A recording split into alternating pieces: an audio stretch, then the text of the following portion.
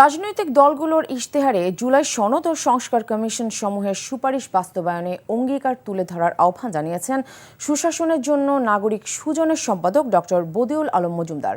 সকালে চট্টগ্রামের একটি হোটেলে গণঅভ্যুত্থানের আকাঙ্ক্ষা, সংস্কার ও নির্বাচনী ইশতেহার শীর্ষক বিভাগীয় সংলাপে তিনি এসব কথা বলেন।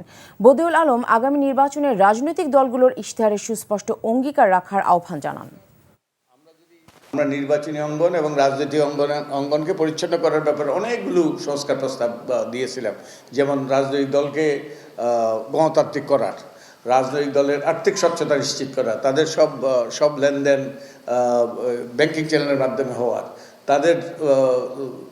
তাদের নেতাকর্মীদের কাছে দায়বদ্ধতা নিশ্চিত করা। তো এগুলো দুর্ভাগ্যবশত আমাদের নির্বাচন কমিশন এই সকল সংস্কার প্রস্তাবগুলোর প্রতি ভ্রুক্ষেপ করে না।